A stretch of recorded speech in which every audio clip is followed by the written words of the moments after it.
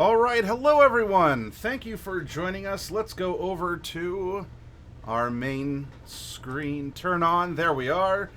We are in apples to oranges. We are out of the workshop and into the role-playing game. Thank you all for joining us tonight on our part 2 of 3.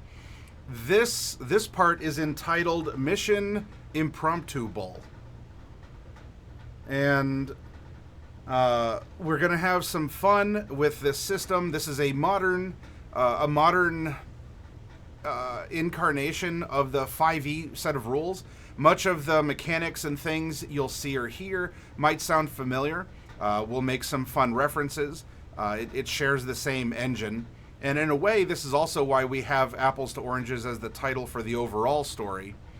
But you know what? We'll see what happens regarding all of this as the session plays on. So I want to thank all of you for being here. We have the usual suspects. It looks like we do have Belladonna hanging out. She does have a sword of moderation, so she will give you a stern woo if you are if your mobile phone is on during the show, or if you're caught filming it. Or, I don't know, you brought in outside snacks.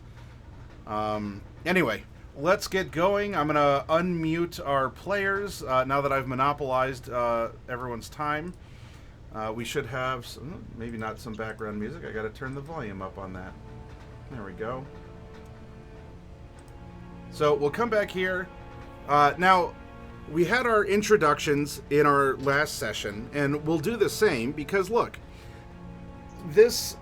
well, I guess this would qualify as an actual play in very basic terms here on Twitch or YouTube if you're watching it later or wherever.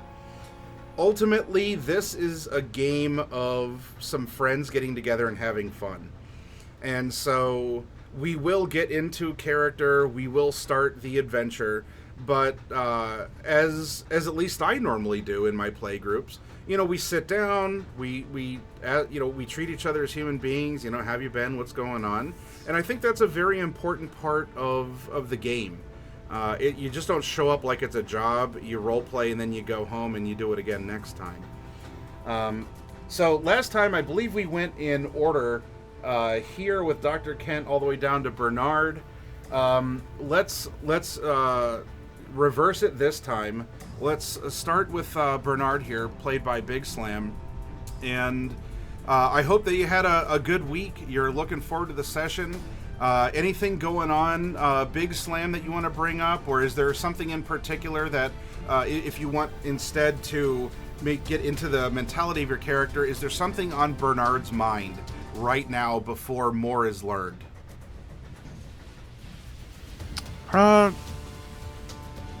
It's on Bernard's mind that I can really think of at the moment, but so far I've had a pretty good week.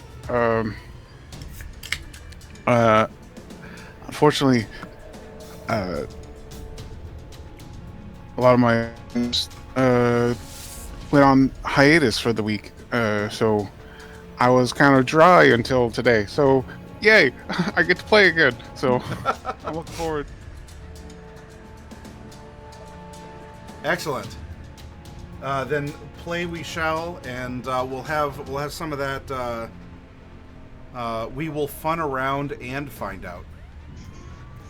I believe that's how that expression goes. All right, then let's pop over to Sierra Echo, otherwise known as Kincaid. Or it might be the other way around, depending on what's the alter ego and what's the character. How you doing, Sierra and or Kincaid? What's been happening? What's going on? Yeah, been a pretty good week so far. I mean, it's only Tuesday, so that could change. But keep optimistic. Yeah, of course.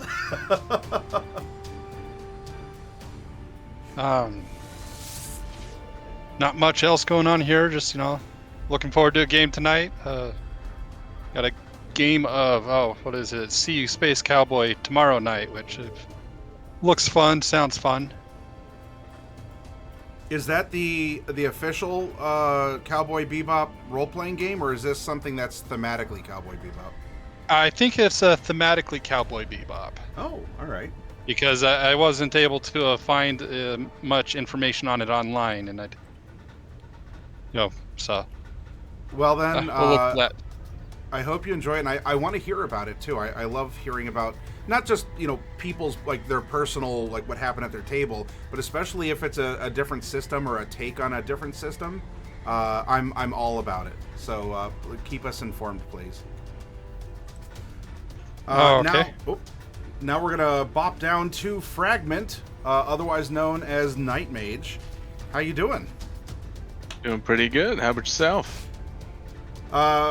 Well, last minute, frantic, trying to find a replacement headset since the one that I had been using. Well, I'll show it on this camera if y'all can see it. It's in the off position, and the blue light is still on, and it's still on when it's in the on position, and it's not connecting via USB or Bluetooth. I didn't drop it. It's one of those, it worked the night before. Nothing happened to it until I wanted to use it the next night, and then it's not working. So that was Saturday. I forgot about it, and I had to scramble, and I have these.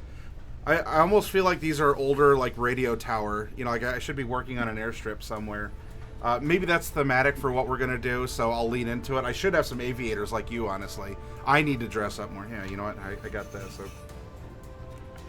Hey, there you go. I can do things somewhat similar with my sunglasses. Yep, and I brought another prop too. I decided that international man's a mystery, don't own cups. So obviously my coffee should only be through a to-go cup. Personally, I finally got into college. I've been trying to do that for 6.5 years. All right. So I start next month. So excited for that. Well, congratulations on your impending edumacation. That is that'll hopefully be a fantastic journey for you. That is gonna open up some amazing doors, or just solidify that you've been doing a lot of what you've been doing this whole time, and I'll just keep doing that. Maybe that we'll says see. that you're reliable for showing up. Right? That's kind of what it seems to be mostly for, anyways. Yeah. And the We much hereby more expensive certify. piece of paper that says you're paying for this for the next decade and a half. Yeah, Yeah. it's a receipt you can put in a frame and show to people. But now, thankfully, so I'm actually going to be a teacher, so I'm going to be using the federal Teach Grant. So as long as I uphold to teaching in certain areas in the United States for 4 to 5 years after I get out of school, I won't have to pay for 10 years. So. It is a very honorable profession. Besides just doing it in the workshop here, this might be some deep lore. I actually have an Ohio teaching license. It is dusty, but it is. I have it, and I actually taught a collegiate economics class before, and it was a lot of fun. So, well, congrats on that. Cheers to you, and let's have some fun and challenge your brain through your int stat as Fragment. Then lastly and not leastly, we have Dr. Kent, played by Celtic Lady. Celtic Lady, are you also a doctor? Or you just play one on TV? Okay. I just play one on Twitch. Okay. All right. Oh yeah, on Twitch. I hope that you've been well. What have you been up to? Well, this week's been busy but productive, which is always nice. I'm so excited I get to join an in-person D&D game for the first time in many years. All right. And it's going to be 3 weeks online, and then they get together once a month. And my first session happens to be when they get together for their once a month. So I'm really excited. I can't wait. We'll be playing Rime of the Frost Maiden. Oh, that's a good one. Oh yeah. Yeah. I miss it. I'm excited. Yeah. Of course, I'm excited for tonight too. So. As convenient as playing online is, and I'm very happy I can play online here with you all, I can look all of you in the audience and my players and myself in the eyes and say anytime that you can have a heads-up game in person, it is is so much better.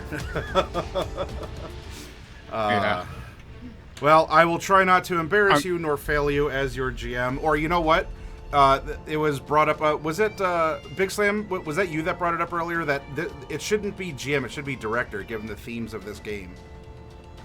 Yeah. So I will be your director, and I will hopefully give you awesome, epic moments, the best of Michael Bay or M. Night Shyamalan or whoever else, and try not to Explosions tank not things to look here. at. So, yep. So anyway, only one way to find out. You'll never know until you go. And let's go. Let's get into it. Pardon. So, we're going to go from our splash screen here. Our story is taking place in a region of the world of Zuviwow. You know, how we, in our IRL, we have our Earth, Terra, or Gaia, however you'd want to name the planet. The world here in which we are exploring is named Zuviwow, and this is one very rounded corner of it. This would be equivalent to a Mediterranean-style region, and it is called Mesotopia.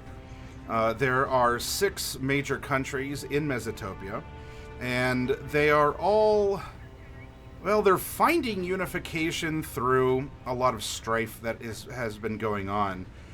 There is an empire called Shadowhar that has been invading, from the north, usually through Aslandia, though they've also been coming around on the ocean and using Mesomasca as a staging area.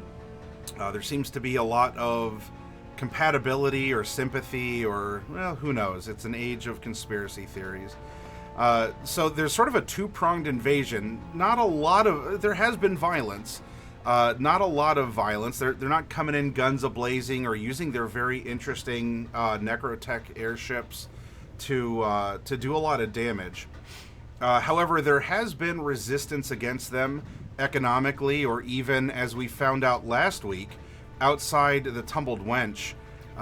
There was... people don't have to like this occupier or something, uninvited guest. Though they were trying to act kindly, but it seems like there was a group out there that sabotaged one of the engines, causing it to explode, and when their engines go boom, their engines also go boo, as it seems like a lot of ghosts are released outside of those engines, and the ghosts were inhabiting some of the locals, and even tried to inhabit Bernard, who was, just trying to have a drink and talk to Miss Julie. Who is the bartender on duty at the Tumbled Wench there.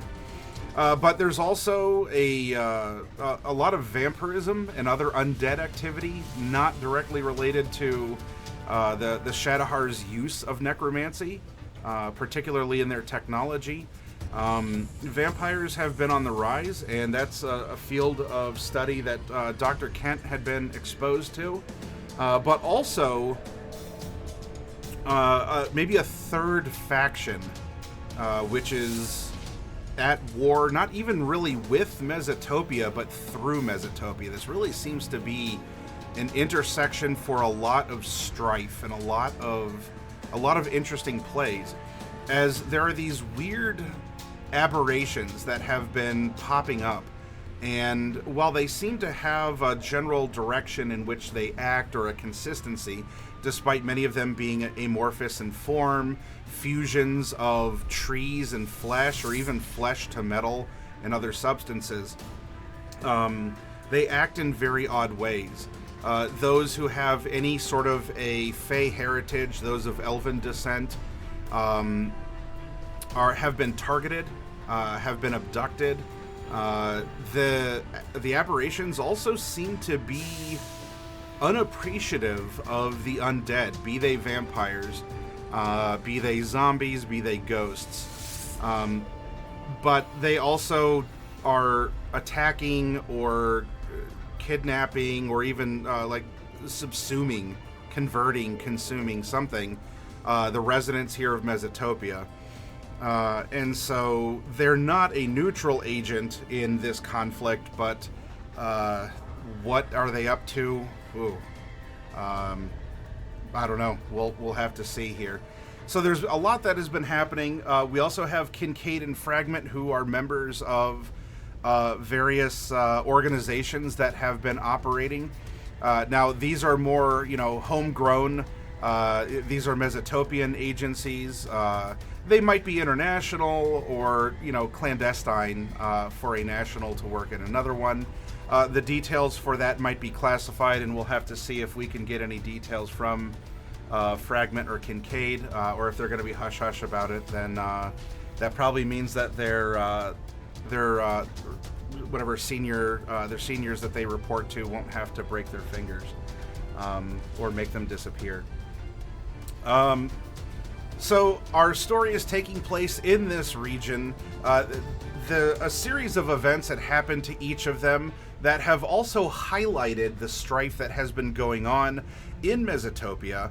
And a unifying factor for this is that during each of the crises in which they were involved, a gentleman had appeared in a helicopter who seemingly has very dark, rich skin, but almost has a golden glow through it or under it, or if you ever just catch his profile in the right light, there's always just this millimeter, just a golden glow to his skin. He is wearing he's wearing a very professional suit, and while we in the audience, including me, I never got to learn his name.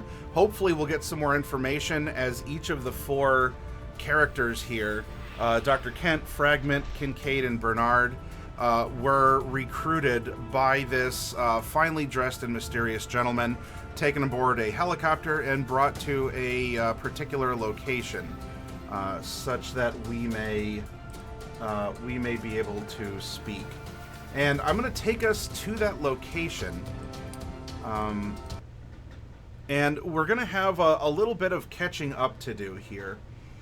Now, for the four of you, you're all going to be in the same facility. You would have arrived at different times, and maybe you've run into each other in this training facility. This does seem to be an organization, some sort of maybe paramilitary, though, especially those of you who have been involved in a particular secret agency. This has all of the hallmarks of that. You see a very interesting training room with a bunch of steel plates that seem to be mobile and shifting and are testing various agents' abilities to climb or how long they can hold their breath or other things. You see just marksmanship training grounds, obstacle courses. And while they're not always occupied, there do seem to be briefing rooms or classrooms. And there's a large amount of people from across Mesotopia, as you do hear recruits with various accents that you could place to any of the Six Nations. It's a pretty good mix of people. You might get an elf from Aslandia. You might get a tiefling from Azamaska. Many of them are younger. So this isn't it's not well,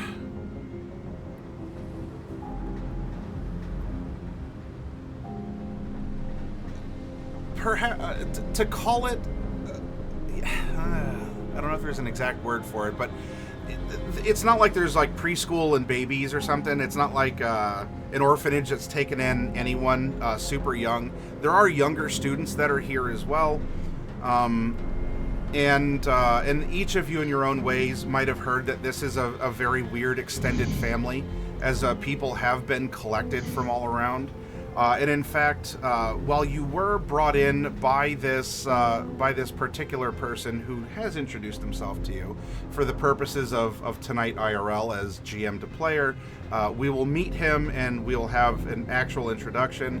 But before that, you were assigned to a particular agent. Has a wonderful beard and, interestingly enough, a mohawk. But he carries himself very professionally. He is called Agent Helver, and he has been your contact here, who has worked with each of you separately. And if you want to say that you have eventually found each other, that is perfectly fine, as our scene is going to open up here. Our scene is going to open up here in Helver's office.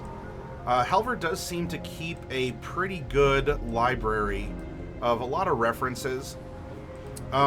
Similar to our mysterious benefactor that collected you, he has a kind of a glow to him. Though, while he has a paler skin than the director, he almost has a not as warm a shine, a colder shine, like a white light. It would be like a daylight, to us, like daylight LED. Just that, again, like if you catch him in profile, there's just like a silvery shimmer that surrounds him here. But Agent Helver is here, and he has been able to give you the basics on where you are at. This is an agency known as PACTS. And PACTS stands for Peace and Cooperation Through. What?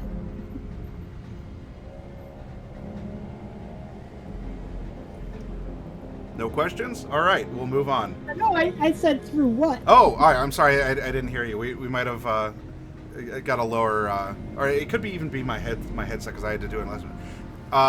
The answer to that is it depends. So the agency, and everywhere you see it's PACTS, and they have like the official seal, and it looks like a generic handshake. Everything is PACTS, but all that you get that it stands for is Peace and Cooperation Through. Mr. Helver is not at liberty to discuss what the S is, though perhaps if you do a good enough job, that can be revealed to you. The S. But you are invited to speculate on what the S stands for, because for all you know, it is a test. Now, Mr. Helver does carry himself professionally. A lot of people seem to like him, and everyone seems to know him here, though you've not really seen him do anything in particular. Though I will say, Fragment, in your personal time with him, simply because of your profession, he seems to have a lot of inside knowledge about Dulles computers. Enough that you strongly suspect that Mr. Helver has something to do with maybe some developments there, or perhaps even how you were found, because you have a very inside access. You know, you were using the latest Dulles brand computers with the brand new the Blue Flame operating system and all this. So he seems to be very knowledgeable in that regard. You've felt comfortable. Well, however much you want to tell him, that's up to you, but you're at least comfortable that he can keep up in a conversation with you. I'll put it that way. And however you want to interact, you can. Kincaid, being at PACTS, you would have a lot of similar feelings to growing up, as in fact you were raised by assassins, if I recall correctly. Yep. And some of the training, maybe some of the ages of the younger recruits or agents or however. So there are no memories you have of a place like this, but there is certainly this vibe, this similar feeling, or maybe even not a flashback like again like you've been here, but there is a methodology at work that does really resound with you. Perhaps making you comfortable with the fact that pacts might very well be in coordination or somehow cahoots with those who raised you. In fact, if you wanted to, you would even be welcome to guest teach a class. But none of you have been asked to do anything in particular except wait for the others, quote unquote, and you will be assembled. Dr. Kent, you have been here. Well, if I retrieved you first, then you've been here the longest. Not like you've been here for a month or anything, but in the X amount of days that it has been. And this is a top-notch facility. And in fact, there's a lot of medical equipment that you recognize from the labs that you have operated in and the organizations that you have been a part of. And oh, go ahead. I said, as soon as I see the equipment, the lab equipment, I'm all over it, checking it over. Is it the latest? Is it the greatest? Is it stuff I've worked with before? I'm all about that. Enjoy the humor, especially because you're a doctor. It is very literally the cutting and bleeding edge of medical technology here. Nice. So yeah, there are things here that even though you were already working for an organization that was on the forefront of various research, this is the tip of the spear, so to speak. There are things that are probably being used here that you weren't expecting to have delivered for another couple months. And wow, I haven't even seen one of those yet. Yeah, maybe you've just got the solicitation, or you even thought, man, it would really be nice if they made something that did this, whatever. And even though you never filled out a request form or a complaint, or no one asked you your opinion, someone might have heard you, because that thing that did the other thing you wanted, it's actually here. So there's at least a familiarity. How comfortable you are, that's up to you to decide. I wanna set the prompt, and you will act accordingly. And Bernard, you will be the last to have arrived, though you still would have had a couple days to get to know the campus here. However much this might remind you of anything, you are assured that you're going to be given a very generous contract, and with your own security background, this is also something that they are doing, that they're practicing for. A lot of the physical combat, a lot of you're seeing takedown moves, you're seeing things that you, with your profession and the life you've been living, that is seemingly being reinforced here. That there is some sort of a security operation going on. The one thing Bernard is kind of on the fence about is him being from the more public sector security background. Okay. Is the fact that they're training minors. Yeah.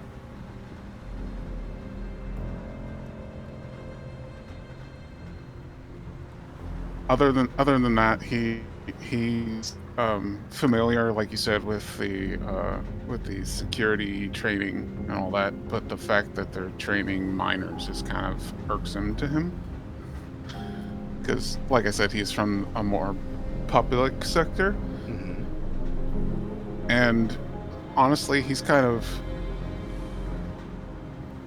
shocked that they would try and hire him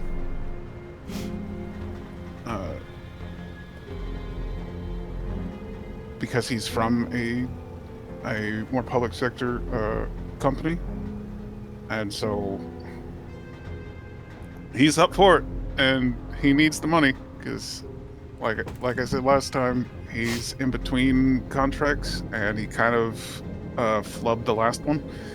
So yeah, he's all for it.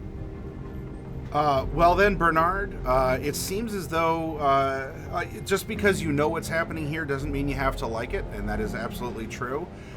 For you and the others, I've given a broad setup of what PAX appears to be. During each of your times here, if you have two particular questions I can answer, they could be personal to your character, or maybe you want to talk to Mr. Halver about something more in particular. I am happy to give each of you, and of course, you as the players can listen to what each other, what the answers are. Maybe your characters want to share that, or you end up discovering that or something, or you just don't want to ask a redundant question. So what we'll do, Bernard, you can ask one or two things that, well, what are you curious about? Either the facility, what they do. I'm going to tell you, I cannot tell you what the S stands for. It is everywhere. It is never stated. Everything just has peace and cooperation through. But I am not going to tell you what the S stands for. That's a freebie. But if you have one or two things that you would like to ask Mr. Halver, or perhaps through your own kind of investigation that you'd like to find out, what's on your mind, if anything? And if nothing, we can move down the line. He's more curious because of how off-put he is about them training minors. He would be more or less when he's walking through the training facility. He'd be more curious of like asking the younger bucks how they were brought on and stuff like that. Okay. And he'd more or less just, you know, be observant and possibly you know, give his own 2 cents on maybe like on a training session or something like that. You know, if you're gonna do that, you should do it this way. Twist the arm that way, and then it should work better. That kind of stuff. All right. So to answer the first question, well, why are there younger people here? Like no one's being raised from infancy, but there are younger kids who are going through these physical regimens and are probably even just receiving an education. Agent Helver here tells you that they are orphans and urchins. They're people that have been eschewed by society.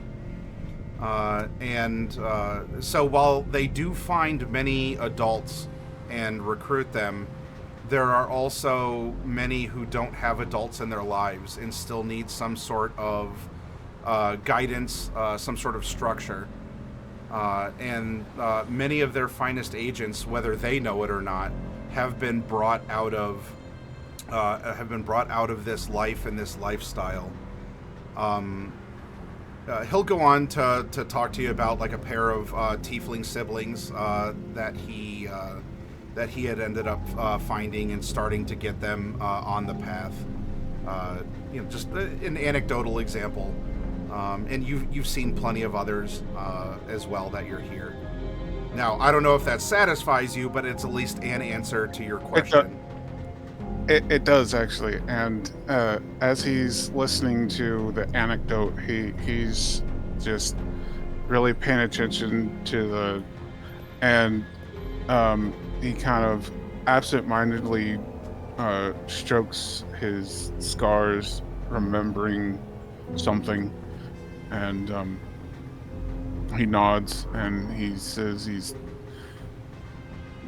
thankful they found somebody.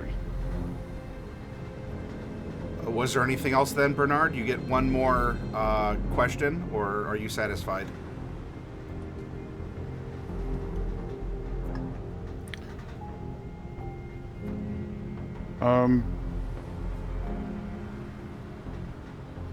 More actually, he would be kind of curious about a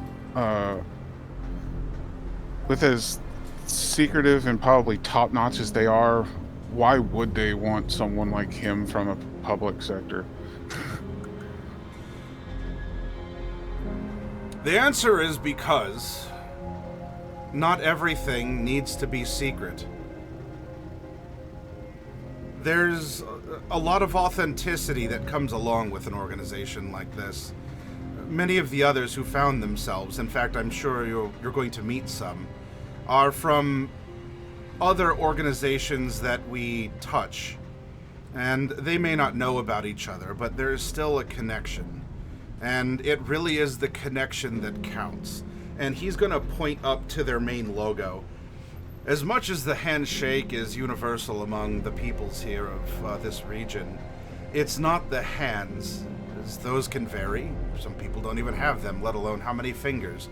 That's not as important as the connection itself. And I suppose, in a way, you could say it's not just with hands, as there's other ways people can connect. And he leans forward, and he gives you a long, unblinking look, just direct eye contact to back up that point. But there is a certain amount of public facing or knowledge that we might run into, or that we need to. Sorry, I as the director apparently have like an eyelash that just fell into my eye. I'm role-playing. Suddenly, Mr. Halver also has an eyelash that fell into his eye.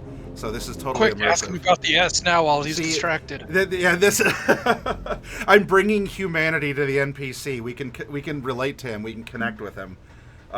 He has a flaw as well. Sorry about that, Bernard. Anyway. He pushes the tissue box that's on his desk a little closer to me. Oh, yes, yeah. Oh. Thank you. I needed that. Last time I did, actually, it was that bottle of sauce I have up there. Very good stuff. Apparently, it's getting very popular. I don't know if you've heard of it. It's called Sweet Rabies Bay barbecue sauce. It's good stuff, but it'll tear you up if it gets you right. Anyway, so of course, also like every person who needs to connect with humanity, especially on some executive level, needs a bottle of unopened barbecue sauce on their shelf in the background, because that's how humans talk to each other. It's how we relate. Greetings, fellow human. I see that you too like putting sauce on your human food. Nice. Insight check. Yeah, there you go, Belladonna in chat. You figured it out. This is actually the secret Sweet Rabies Bay factory. It's also a paramilitary front. I mean, they got to get their money somehow. Yeah, well, yeah. Boy, when they talk about the secret recipe, it's like super secret. It's in a vault. All right. Anyway, I'm sorry, Bernard. So, did you have? No, you asked about the public facing.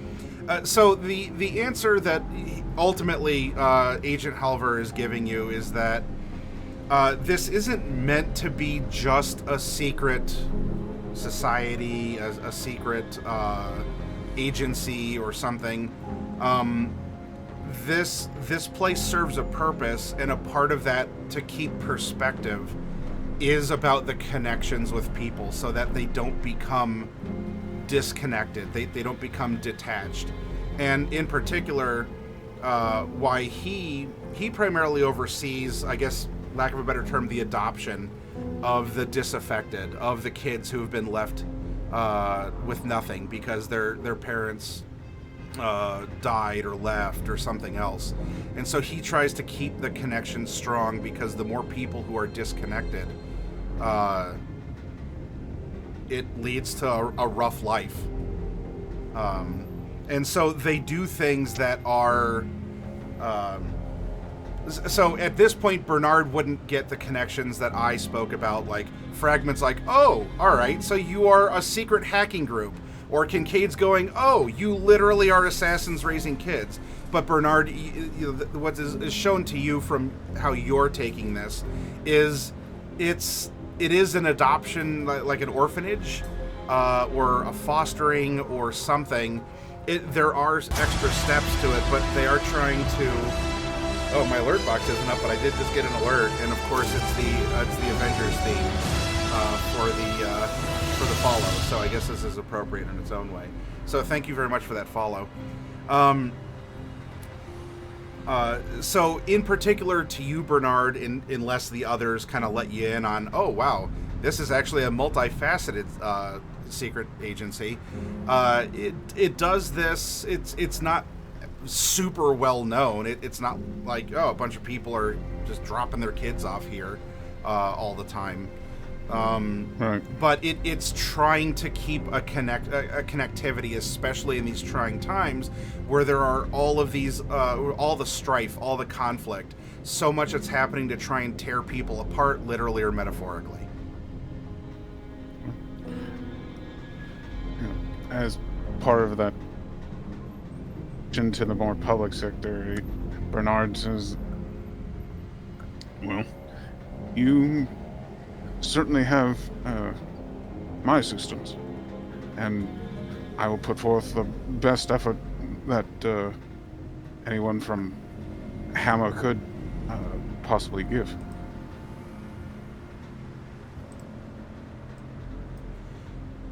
Thank you, and well, welcome to PAX. The director will, I'm sure he'll be seeing you soon. And he will, but I gotta get to the others first. So, Kincaid, do you have 0 to 2 things that you in particular would like to find out or know? Well,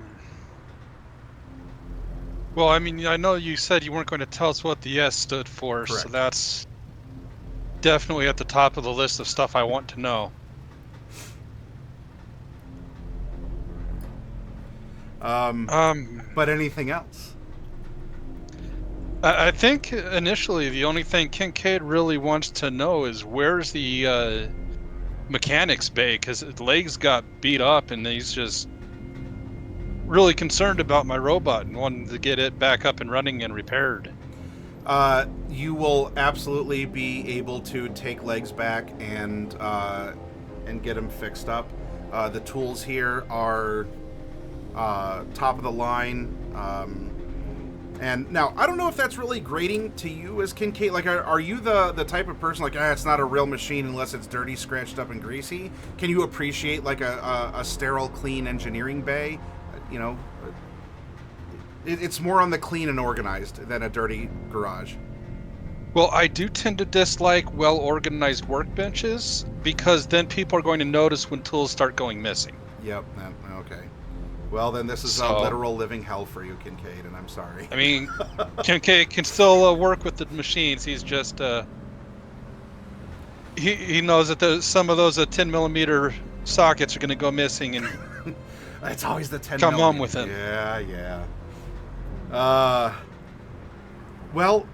Then have this be some indirect exposure, because you do get what you wish for. Legs is in fine repair. In the mechanics bay, you see that there is maybe a captured. There's a captured Shadowhar. It would almost be like a personal craft. It would be something the equivalent to about the size of a Zodiac raft here in our real life, except it has the little hover capability from their Necrotech. And you can see that in the engineering bay, it looks like they're trying to understand or reverse engineer it.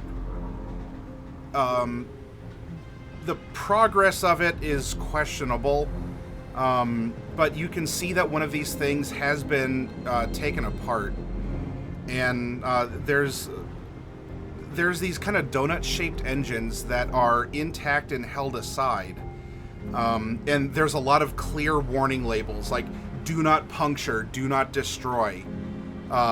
It cannot be any more bolder than the yellow and red caution we have up here on our splash screen, and it's in every language that's spoken in Mesotopia. Now it's So not can I stick my in nose an in, make area a that's like, mechanics oh, check? don't go. Oh, I'm sorry. Go ahead. What? I was gonna say, can I stick my nose in, make some kind of a mechanics check to see if there's anything I can figure out that they may not have noticed or determined yet? I mean, they brought me in here for a reason, and it's certainly not my personal hygiene. Sure. Go ahead and make a mechanics check at disadvantage. Actually, speaking of that, you all are floating some Fickle God's favors. Currently, it looks like Dr. Kent has 3, Kincaid has goodness. 1, and Fragment has 1. Those were holdovers from last week. So if the Fickle God shines upon you, you might be able to get more of those to queue up. You might be able to get more of those to queue up here, but this is a disadvantage. 12? Okay. Kincaid, your guess is as good as the engineers who've been currently working on this. Maybe if you had more time, and because you weren't brought in to work on this is just you sort of passing by or noticing that, oh, here's this area, and I'm going to go in and stick my nose in it. It has something to do with the ghosts that are inside these donut-shaped engines. How does it work? It's not electronic, so that might pique your interest or disappoint you.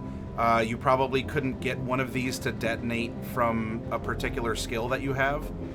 But that also might be for the best, because releasing a lot of vengeful spirits is probably not high on a lot of people's to-do lists. Or at least to be exposed to. I mean, maybe to do. Especially whatever that... That's number 2 on the list, and then right under figure out what S stands for. But yeah, there's seemingly some sort of an interesting, like a metal. There's like wires, spools of wires that have been pulled out of this thing that interact with the donuts somehow. But it's not understood yet, at least by you. And unfortunately, there's no conveniently dropped top secret file that says literally this is how it works. So, okay. Anything else then, or are you happy with legs being repaired and sort of getting a side benefit of exposure to some necrotech? No, I think that'll be good. All right. Fragment, you get 0 to 2 things that you might want to learn about while you're here. The first question I have is, what became of the sealed away laptop with the little bug, little spider thing? Was that taken from me? Do I still have possession of it?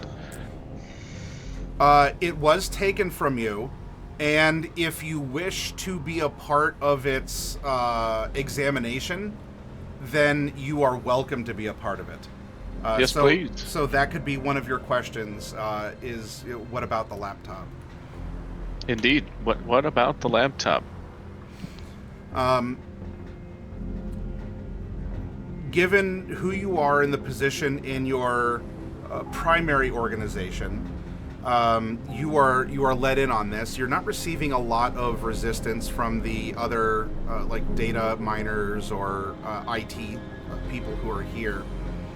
The bug on the laptop is very much a literal bug, though it crawls. It seemingly like lives in the computer now, and in its own way, this is maybe kind of a next generation of the aberrations. where the aberrations have been able to fuse to other living things like meat to meat, meat to wood, or meat to metal. Here you have a little black, it's almost like a cricket or something, crawling around inside the laptop, but it exists digitally. And even when the laptop is off, you can still see it on the screen, kind of just crawling like a little screensaver. And so the question is this the next evolution for the aberrations? Or is this a virus? Is this contained because it was kept in the cage? This is acting differently than other things. What is it doing? It does seem to be interacting with the files, but there hasn't been anything that has been overtly malicious about it. It just sort of opens them and kind of crawls over them and might close it again. So you're looking at maybe the next step for this, or it's an aberrant aberration, which it's itself a curiosity. And I assume that they're basically now going to be keeping it on like observation. Yes. Here inside their lab. It is under observation. In fact, as you observe it as well, there's a face that pops up for just a second. If the monitor is refreshing at 120 FPS, it's 119, and then you get 1 frame per second here, where it appears like a lady's face, something like it's difficult because you see it, your brain doesn't always recognize or catch it, but every once in a while it seems like there's a face that's popping up on the screen, but the details are hard to discern. Is that recordable? Like if I record the video on, say, a smartphone, does it also appear on that, or does it only appear on that screen? It does not appear on any digital tool you're recording. It seems to appear to your eyeballs. To your eyeballs, yes. Gotcha. Good notes. And then the only other thing would be John would try to reach out to the facility and make sure that it's a proper handoff. Okay. In that instance, you can be assured that you being obtained by PAX is a part of the facility's assignment. Plans. Yeah, it is a part of the plans. All right. And that this happened. This is all according to Keikaku, translator's note plans. That is all that John is worried about at this moment. And if there's anything material you're worried about, you will be supplied with it. You'll be getting money if you seek money, or if you just need 3 hots and a cot, you got that as well. But yes, this is seemingly above board with your original organization and not just PAX. And you do have a professional esteem with the other people who are here. Okay. Then lastly, Dr. Kent, you can learn 0 to 2 things about this place. What would you like to know? First, I'd like to know the name of the dark-skinned person on the helicopter. That will be a freebie. I'll give that to you. So that's not a part of your 0 to 2. I promise you'll get that. I haven't given it because I'm an ass and I want the suspense. So fair enough.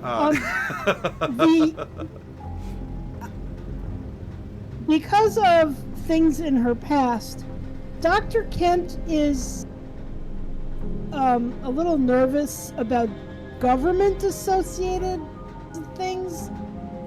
And she's trying to find out, is this a government-sanctioned facility? Is this outside of the law? Does this owe an allegiance to any one particular nation?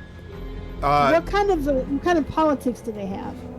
This is a This is an NGO, a non-government organization. They do not owe allegiance, nor do they belong to a government. They work through them, for supplies or because they're recruiting people from the different countries. But this exists outside of the governmental structure of Mesotopia, let alone the borderlands, or they're certainly not an extension of the Shadowhar Empire of the North or other places. Okay. And the other thing that Isabel is most curious about, or not even just needs to know, what happened to the people that worked in the lab with her. Specifically, was there any sign of what happened to her vampire friend?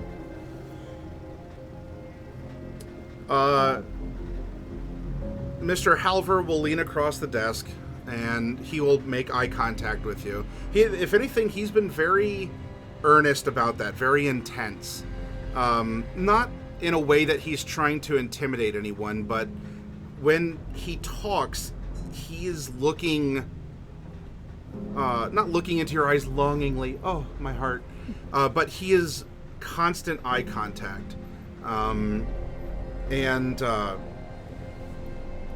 the details of your friend in particular, I don't know. Though we, especially of late in the rise of the aberrations, have had to enact measures to secure, contain, or protect exposed individuals to whatever this is. I don't know if he has been disposed of or is back in a tube in a different way. Of like he's a piece of trash. That was a person. I can't even tell you if he's a person anymore. He was when I knew him. He very well may have been, and I'm glad that you treated him as such before that became questionable. I wish that we knew more, and maybe through continued research we will. But I don't know exactly what befell your friend from the lab. You were extracted, and a team went in to, well, do their job. Is there anyone from the lab except me that made it out?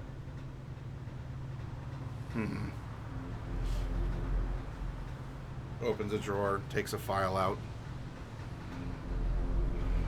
Yes, it seems that a small security team with you, Okay. and there are. He'll name about 4 other people Okay. who evacuated and were not quarantined for, I guess, direct mutation or alteration or whatever. Okay. I'll note down their names if he'll allow me to. I want to connect with them later, but that can be another thing some other time. He will. Yeah, I understand you have a concern with them. They're not in our particular care, as you are, as you have been deemed very appropriate to our agency and what we need you to do, or to help do. You won't be the only one. The director can explain it better than I can. Well, I certainly hope we're going to get some information about that soon, because I have things to do, and this is not where I wanted to spend my time. Yes, you are not going to be forced into, I guess, agency with us, though it is something that you might choose to embrace after your mission. But for now, you can do a lot of good, and we have wanted you to help us to try and find answers and to try and save as many lives as possible. That's why I'm here. Good. Well then, he stands up, claps his hands. Maybe his cufflinks, like when he did that, maybe his cufflinks kind of like clapped together. There's kind of a weird, like a ding or whatever, like a metallic sound. And can I make some kind of like an insight check or like a perception check or something to see if he seems like he's really genuine?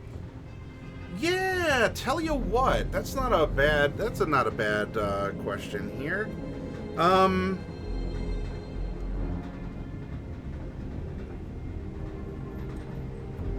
Would you rather get a more psychological clue through insight or a physiological clue through medicine? I think medicine would be the better choice here. Sure. Like, what's his deal? What kind of a creature is this? All right, just straight up medicine check then. All right. It's an 18. All right.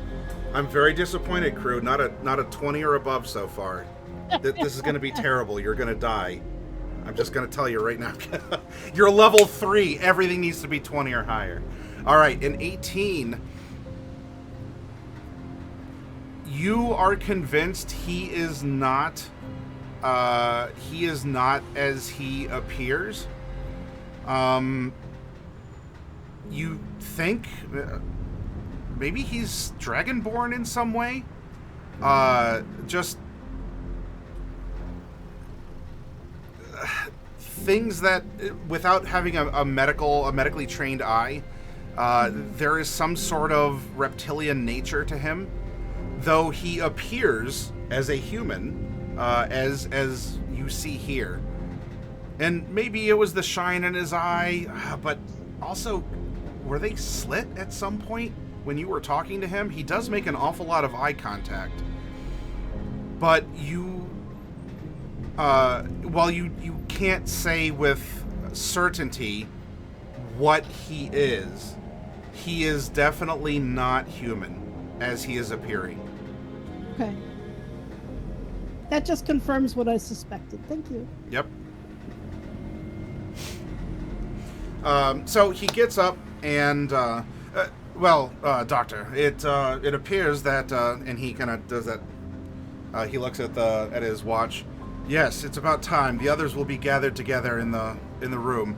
May I escort you to the conference to talk with the director? Of course, if you like. All right. So Agent Helver brings you over here, and all of you now, because the other 3 characters here, you would have also been summoned or gathered or given a time to please show up. And let's move this back here. Agent Helver is going to stay in the back, and we are going to have you all in this very awesome briefing room here. Why am I so huge? To make you all more visible to the screen and to each other, and to kind of just, I don't know, get you a little bit integrated into the map further. You're welcome to move yourselves around if you would rather sit in some other location, but I'm just dragging your tokens out here to show that all of you are present now. I don't seem to have control over my token. Okay. Let's take a quick look here. Edit. Players. Can be edited and controlled. You should be able to. Nope. Make sure you have the right tool selected on the left. Yeah, do you have the little arrow to click and drag and select? Yep. I cannot interact with that token. Well, where would you like to be? And I shall move you. Where I am is fine. I couldn't. All right. So Mr. Helver will stay in the back here, and we get walking from behind this area over here. Coming out to the screen, which has been playing a very lovely underwater scene. It looks like some sea creatures here, probably swimming creatures that you might know from if you've ever been by the water side here in the inner sea of Mesotopia. But the director comes walking out. Is this the same one from the helicopter? Yes. Okay. Wearing he is wearing a suit like Agent Halver, though his is a little bit more extra. This would back up that he is the director of this facility. He still has that rich, like woody mahogany skin, but there is just this golden glow about him as well. And Mr. Halver looks over. Director Avalon, thank you. And as he had introduced himself to you that first time in the helicopter, this is Director Avalon of PAX. He carries himself very gentlemanly. He carries himself rather properly. Very benevolently as well. And it's about time that you all meet each other.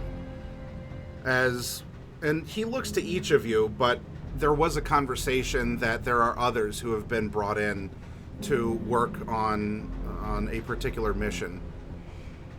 And here you are, all of you being gathered, and Bernard, how would you want him to address you? Mr. Thorne, or by Bernard, or... He would default to be proper.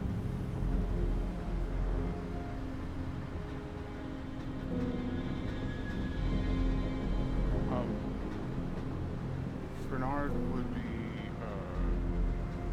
particular to be on first basis. You said a first name basis?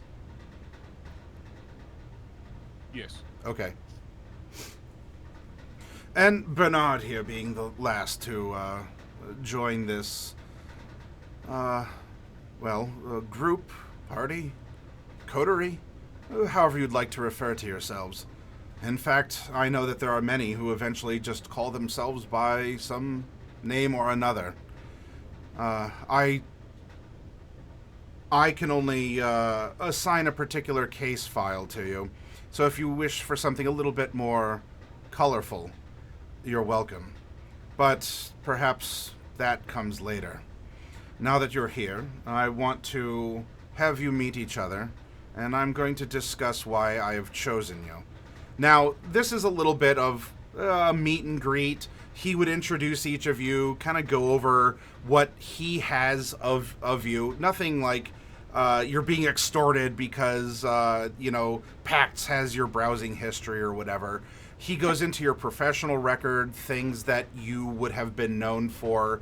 Nothing that is giving something away that you might not want. So for Kincaid, he's not saying that you have been literally raised by assassins, but that you have a particular set of skills, and even leaning in engineering. So he's not trying to force anyone's hand, though you each are getting tangentially your professions brought up. Some of your accomplishments that maybe they're not public, but they could be public or more known, if only to peer circles or something else. But this also does show that this organization does have records and has kept a semblance of tabs on you all. Now, given what has happened to each of you, and discussing things not only within PAX itself, but, well, for those of you with governing bodies above you, that you would be very useful for a very special mission that would alleviate a lot of distrust, agony, and destruction that is tearing Mesotopia apart. He is doing a little bit of pacing back and forth, nothing nervous. Oftentimes he might put his hands behind his back. He would look over and he would reflect on the underwater scenes that are playing out.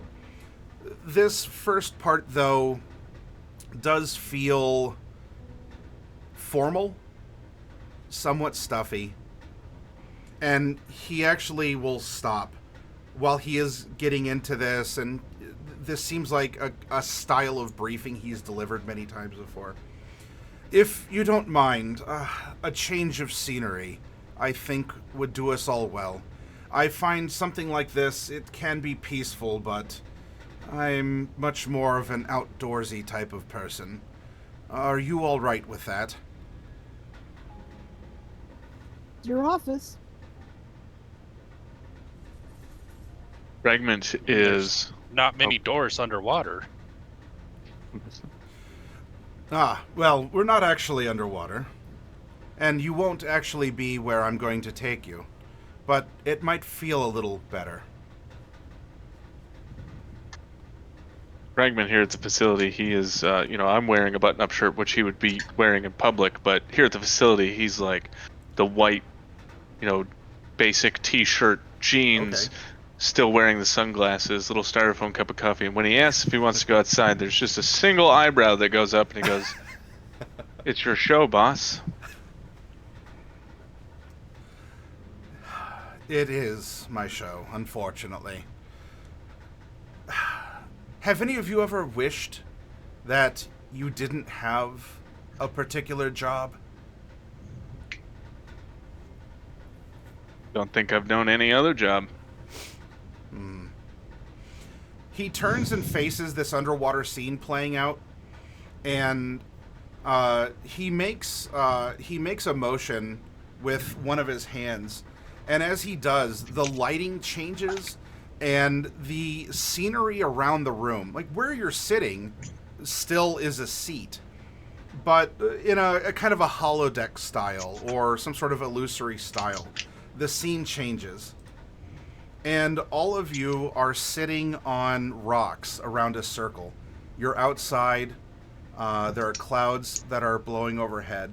Now, as you've seen, though, the Pact's symbol is still present. It was present in when the room was normal, with just sort of a window looking into the ocean. And you see it here as well, if only maybe as a reminder that you're not here. You're not out in nature, or it'd be the arch on the holodeck. If any of you are familiar with that from Star Trek, it shouldn't be there, but it is. But it might be a good reminder of, okay, I'm not here. But this is still Pacts, and instead of sitting, you're sitting comfortably, but you're all on rocks. You're sitting in a circle, and thank you. This is more my style. This is a lot more comfortable.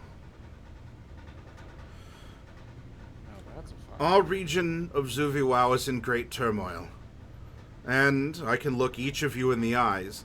And he has, in fact, somewhat similar to Mr. Halver. Now, you haven't been around Director Avalon as often as Agent Halver. But even in the helicopter, he would look at you and his eyes would just have this maybe gorgeous or eerie or something, but just this kind of a warm glow to them. But he would make eye contact with you while he was talking. And he's doing so here. Go ahead. Do I suspect that he and Mr. Halver are from the same species? Yes. Given what you have uncovered, being in much more contact with Halver, it is not unreasonable to extrapolate that Director Avalon is of similar kith and kin, whatever that is.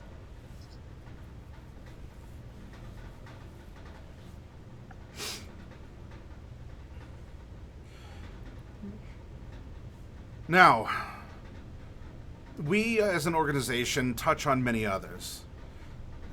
We believe in staying in touch, contact, trying to keep things from falling apart. And the world's made a very good run at doing just that.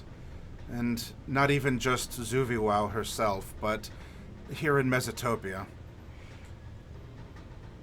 And there are others who can help, even more than, well, we here wearing suits, and he makes an indication to himself and Agent Halver.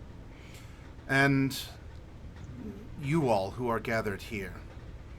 There are those that are expressive of unique abilities or particular traits that haven't been seen in a long time, and who might prove useful in helping to rid us of the woes that have been plaguing us. And when I say woes, I am not calling for war. I don't want people to die. I don't want people to live in agony. As you may very well know, Bernard, we take in war orphans. We take in those who have been disaffected by the ravages of, well, many things. And I'm going to actually be sending you after one such person. There is a young man from Mesomasca who has expressed unique proclivities. Not singularly rare ones, but ones that we don't often see.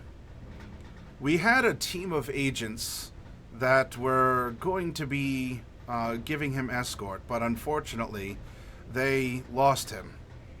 It would appear that the faction themselves, or perhaps in contact with the Shadahar or someone else, had abducted this young man and have taken him somewhere. We need him back. Not only is he a member of a very prominent family in Mesomasca, which itself is influential, overtly, covertly, dubiously, or honorably, as any of you might feel. But in particular, he might be able to help us overcome the strife that has been plaguing us. The other team has since been reassigned and is actually going to be en route to study and perhaps even confront that unfortunately large creature that has been sighted above the crater in Fallfire. I'm sure you know what I'm talking about. And this would be general news for all of you, maybe more so for you, Dr. Kent. It would have been as if a whale lifted up out of the inner sea and grew to gruesome size and magnitude and, like, squiggliness with tentacles and glowy bits. So and is it also green and slimy? It is...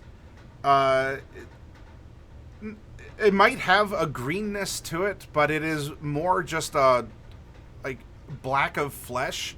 It is slimy. It does have eerie glows about it, similar to something that you might see dredged up from the deepest parts of either the inner sea or the ocean beyond that leads to other parts of Zuviwow. And so it is certainly not natural, more so because it just sort of hovers around a big crater in Fallfire. And there have been other sea-like creatures that have been seen like nesting and even going out and flying. And this is also illustrated for you all. Here in this hologram, this illusion, as Director Avalon will turn, he will make a motion, and you'll see these things just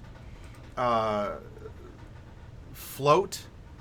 You'll see Shadahar ships that are in like dogfights with them. Not that there are aircraft and other things that are native here to Mesotopia, but you're not seeing too much of that. But you are seeing that the Shadahar forces are very much either curious about or seeking to take down this Leviathan creature that is floating above Fallfire.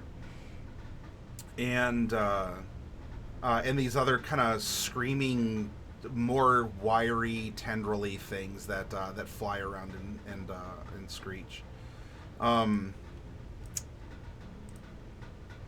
So you can go in close. It's capable of opening its mouth, like it could fit several airships in its mouth, and when it does, there's almost this weird kind of anti-light. It shouldn't make sense. It's darkness, but it projects, or it's sort of a negative void. But you can see it like you could color or flame. It seems to be some sort of contradictory energy. But this is the creature, and this is what he's telling you that the other team of agents who lost this child initially have been reassigned to take down. Oof, that's rough. Is there anything special we should know about this kid? Are they wanting us to come and get them, or are they trying to get away from this organization? Yes, and he'll put up a picture, and you all, and actually Agent Halver will hand out a little, like a dossier file. It'll have a picture of the child. Tibba Flowerfield is his name. A cute little chubby kid, probably getting into, like, maybe starting puberty. So, like, not a little kid, but he's entering adulthood here. And so the Flowerfields are a very prominent family, which that itself wouldn't sway us from this cause. But as you will turn, and you're prompted to go along, he has a type of magic about him. And I know that magic has been a rarer thing these days for us in our world. And fortunately, we've been able to supplement what we've lost by way of that, fading something. I don't know if any of us have ever truly figured out what magic is or was. But he has it. It reacts differently around him. It's wild. Things happen around him that wouldn't happen normally, for as normal as magic might be to any of you. So there is some caution that I will ask you exercise. It can be brought up by emotion, or simply his presence around other sources of it. Though I wouldn't count him as an enemy, and I'm sure he would be grateful for someone other than these other nefarious agents who have him, to rescue him, to take him to people who can care for him. His uncle in particular would like to see him return to the family, and I would like that as well, especially if this young man has the rare ability to help us overcome the more interesting aspects of the aberrations. And maybe there are things that you have known, maybe more, Dr. Kent, you would know this in your profession. Kincaid, this is something maybe you physically interacted with, or word has come to you through your particular organization. Fragment, it could be things you've picked up on the web. Bernard, maybe stories you've heard in the Tumbled Wench or in security. But these aberrations do not react how they quote-unquote should, which is why they're very much called aberrations. Even those who can still wield magic are not seemingly able to actually affect them. Now, physical things, so bullets from a gun, or if something is dropped on them, you hit one with a car, that does affect them. Maybe not as much as it would for one of you, normally. But that is still a way to interact and intercede against them, to put them down or to drive them off. However, Tibba here, his ability actually seems to amplify or make magic work against these creatures, or somehow distracts or distorts them. And so he has a particular gift that is sought by Pax and perhaps others. If Pax is working with each of your organizations or concepts, or I mean, Bernard, you might be happily ignorant to the machinations of other organizations. So maybe to you, this is coming across as, yeah, here's a kid who is, he's in dire straits. He needs rescued. And on top of that, it seems like he might actually be able to make a huge change. I'm not saying you have to accept that. Maybe you're still suspicious, and you're welcome to be, Bernard. Well, no. He, as soon as he said someone needs rescuing, Bernard's locked in. Okay. As soon as he said somebody needed rescuing, Kincaid scribbles out a line on his little notepad and writes in the word rescue over the kill that was scribbled out. Yes.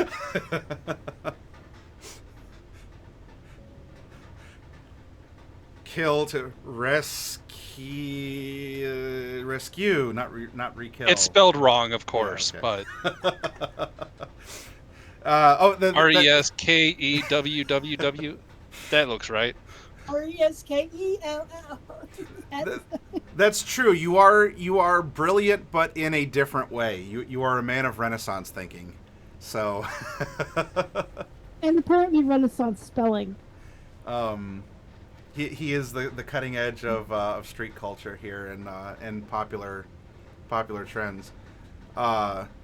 Why say throw with all those different letters when you can just say yeet? There's only 4 and 2 of them are the same. So, all right.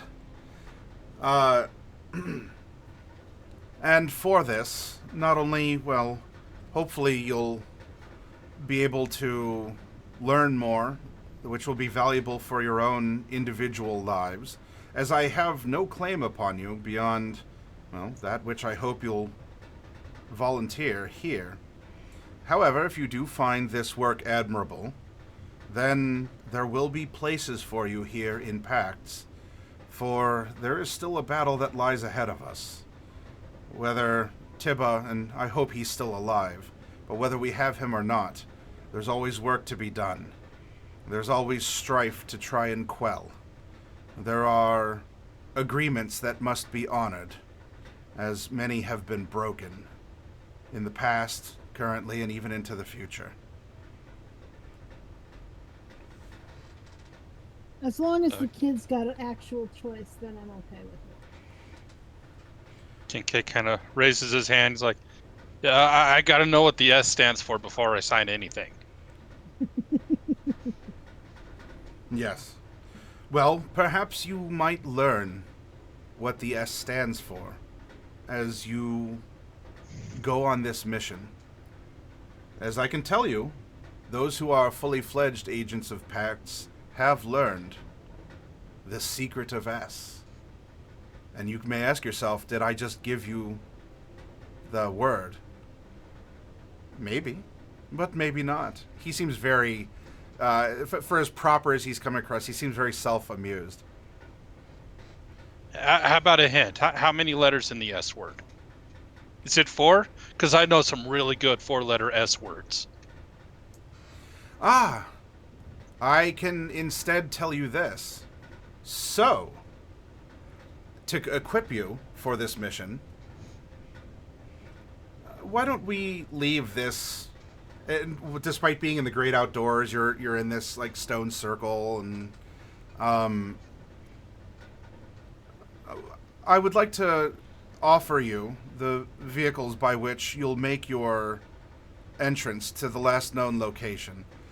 I, as the GM, as the director, in the dossier, it's showing some suspected locations. It's somewhere in Lacuna.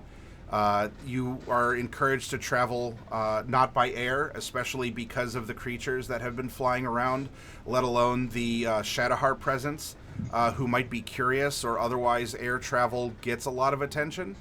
And the vampires also have been known to have tremendous resources, new and old. and so it would be better for you to travel along the ground in order to get there. And once you have, with this kind of decision on the fly, he hopes that you will be able to break into this place and treat it a bit like a bull in a china shop. Go in there, do what you need to do. Less deaths are preferable, but if you're obviously these are murderers and kidnappers, you have the discretion to do what you think is fit, as pacts will come and account for the activities. They do have various secure, contain, protect protocols, though. Broadly, now this might rub against you, Dr. Kent. Broadly, there's not a lot of love for the vampires and the other undead, whether they're kind of gnarlier zombies or people who've been afflicted in other ways. Of course, there's a lot of fear around people who have succumbed to becoming aberrant. But maybe you could be the moral compass of the group. Or you could be the one that says, that's it, I'm tired of these MFing vampires on this MFing plane, and you just, you do the job. You are given discretion, but ultimately you're given a location where Tiba might be, and you're asked to go there, to travel by ground there to draw less suspicion and avoid danger. Since these flying creatures, and he showed you in the air, these flying creatures have just torn apart airborne craft. And are so, we able? Go ahead. Are we able to get some kind of a land craft that we can all ride in? Well, that is a very good question, and one that I will answer with my so to Kincaid. I would like to offer you your choice of conveyance to the suspected location of Tiba Flowerfield. Being not full agents of pacts, I cannot just command you to go with particular resources. I want you to accept what we can offer and make the best with what you are given. If you'll come with me, and he'll snap his fingers, or not snap, but like kind of give the wave, and we go back to the briefing room. You're back in the padded seats. We're going to go to, not just the engineering bay, and he's looking over at you, Kincaid. I'm sure that you've explored that place very thoroughly. There's all the tools got put back where they were, I swear. I slip a wrench out of my pocket so he can't see it and try to slide it under the furniture. Make a sleight of hand, just out of curiosity here. Ooh, very nice.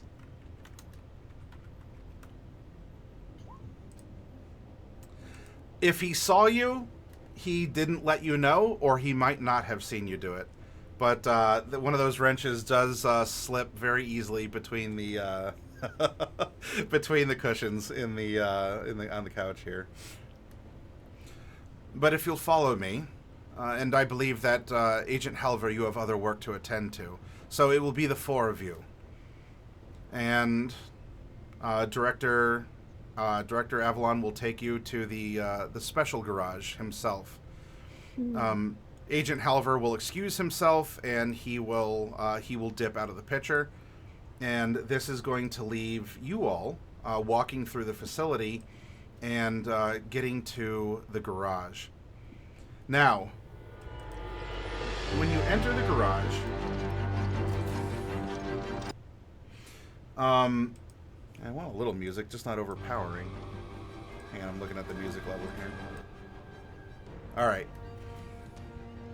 There's various vehicles, but you're going to see that that Director Avalon here takes you over to a corner, and he's presenting you with two options. This is the equipment that I believe can best get you as a group. either securely or quickly, clandestinely, or, well, however you wish to make use of it. They are modified vehicles than what you might expect. And as you look, you see, all right, motorcycles. Each motorcycle has a sidecar. There's also something that, well, IRL might look like a Humvee. Though in-game, they are called sand dogs. And this version is kind of like it looks like the turtle van, like it's been customized. It has some extra stuff on it. They come with the turtles? You will have to be the turtles. Does it come with the turtle costumes? If you ask nicely, I'm sure that the Pacts can hook you up with some colored masks.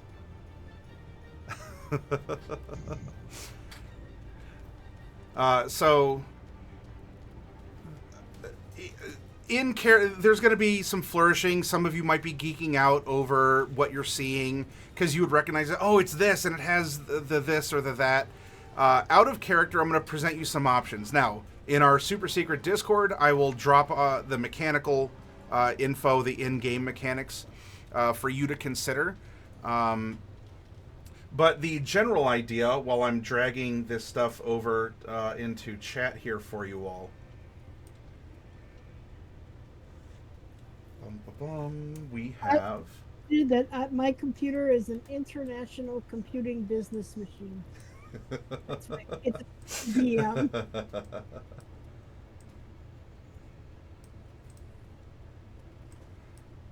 Now, your first stats that I'm sharing with you here are going to be for an equivalent of the Humvee in the core rulebook.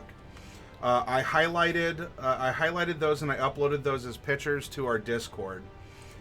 So you can see that it is all-terrain. It has the bulletproof quality. It is huge. All of you will be able to ride in. Will be able to ride in this. So it would be.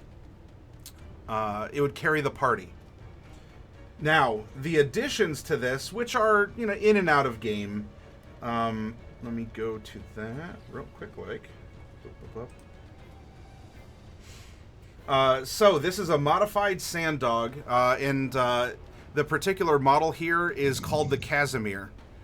As the engineer who put this together was rather proud of it, and it has a perhaps for you, Fragment, what would make your single eyebrow raise above your mirrored aviators. This has a Bright Tech Systems Unseen Pilot and a Divination Suite. So it is capable of driving itself, at least over short distances, with the Unseen Pilot. And it does have various computer and communications gear. Now, what exactly is that in-game? I don't know. You're the hacker. You might need tools for that on your mission. And so this would have a little suite of tools, and it can even take care of itself, at least for short stints, with the Unseen Pilot. I have one question for you. Yes. Can I program it to my smartwatch so that I can start it by touching the smartwatch? You might be able to make that adjustment, but currently no. But if you select this and you want to modify it, then you can try modifying it. This also does have a, as part of the system here, any of the weapons that are mounted to the Casimir, despite having the military proficiency, would just be an advanced weapon. So if you're not proficient with military, as long as the vehicle is functioning, like as long as the computer is working, it would just be an advanced gun to use, because you're getting assistance. Would it still be would it still be an advanced gun if we removed it from the vehicle?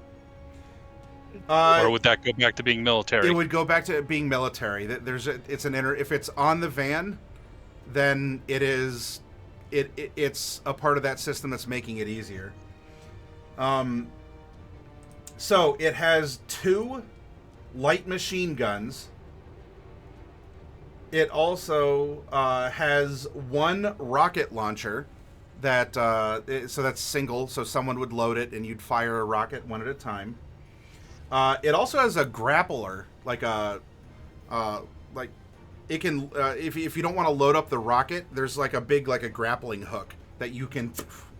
And this is all a part of the Worms system. So if any of you like this sort of engineering or gear, maybe Kincaid, this is for you. This is the weapon / utility rack mounting system. And so this sand dog has worms, and that is something to be happy about. And I will put the abbreviation of that over in our super secret chat. All right. Did you name this vehicle specifically Sand Dog because of that joke? No. The joke came about because of pre-existing references. It was just very convenient. Such a good joke. As long as it doesn't scoot its butt on this desert, we'll be fine. So you will you have options, lethal or non-lethal. It's not as fast as your other option, but it is more armored, and you all would be able to travel together. You would have a tech suite, kind of, that's here as well. Now, if you would rather, you'd be traveling as a group, but you wouldn't be traveling all in one vehicle. Instead, you could split up and take the pair of motorcycles that are here. These are also heavily modified. And each motorcycle, one person can ride comfortably on the motorcycle, and the sidecar known as a kobold, a CO-BOLD. So you are being as bold as the person driving the like maneuvering the motorcycle. So they're motorcycles with sidecars. So each has a kobold, so it would be a 2 and a 2 instead of all inside one. And let me get those stats here. One motorcycle, the black one with the green with the green lighting, very interesting. Its handlebars almost curve around forward, and it almost looks like it has like a mouth at the front. The name that engineering gave this cycle is Selter. And the other one, which is more of a classic like steel color with purple accents, is called Cypher. So if you don't want to take Casimir, then you can take Selter and Cypher with their kobold sidecars. And let's drop this info and the references over in chat for you to weigh. After we motorcycle abilities. I already know what my stats. vote's going to be, but I'm not the one driving.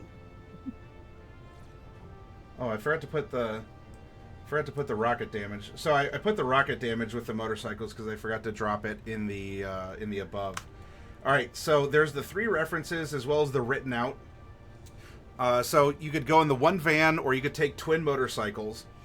Now, because these have been upgraded, the motorcycles do have the bulletproof quality, meaning that their tires and windshields are more armored. And they are also not dangerous to drive because they're stabilized by the kobold. So it gains and loses a particular quality that I should have scratched out for you in the reference that I uploaded to our Discord channel. Selter, this black and green motorcycle with the interesting kind of forward-facing like handlebar horns, is capable, I mean, not only of just traveling quickly, but can create smoke clouds, and that would be a basic weapon, or it can lay down hazards, which would count as historical or improvised. So there's a hatch that you might be able to drop things through, whatever, caltrops, or something that you want to drop, or even it does come standard. It does come standard with I didn't write it down. it has 3 acid slicks that it can leave behind, and that would be a part of that deployment, where it could just leave this this liquid to foul up tires or the road to make it hazardous or even destroy if you had a vehicle behind you that you didn't want behind you. Cypher is of similar speed and other qualities, different coloration. Those, if you wanted to split and take Salter and Cypher, Cypher is driven interestingly because instead of some forward-facing handlebars, it's almost like the driver would put his or her hands into 2 kind of gauntlets in order to control the motorcycle. And Cypher has an anti-materiel rifle. So we're talking a high-power rifle. Like, this isn't a little 22 you go squirrel hunting in your backyard with. This is, it's not shooting but stand the squirrels in my backyard. Well, I mean, those are some dire squirrels then, because so we're talking high, like, armor penetration. This does count as a military weapon, as there's not an onboard system to do it otherwise, unless somehow you have that ability or you can somehow convert it. And aside from the anti-materiel rifle, it can also lay down repulsion mines that are able to, well, do just that. There's some explodey ones, but there's also ones that would act like a little anti-grav, or it would just sort of fling something behind you. It would repel. You could set them to explode if you want, or you could use them as a repulsion to be like a little gravity bomb that would go off behind. So it's either the pair of motorcycles with the kobolds, or you can choose to go with the Humvee, the Sandog with the worm system. So what we'll do, let's get up and take a quick break, just so we all can attend the facilities and refresh ourselves. If you all want to talk and think it over, then when we have our choice, we can come back and we will start your journey. We'll start your journey in your vehicle, and we'll get you presumably to the area that you need to go in order to try and find the kidnapped child Tibba Flowerfield, who is currently being held by a coterie of vampires for who knows what nefarious reason. So everyone out there, get up and stretch. We might be 5 or 10 minutes, depending if the party needs a little bit of time to think on this. You'll know when we're back. We'll come back, we'll be refreshed, and we'll start this again. So break screen on, and we'll see you soon.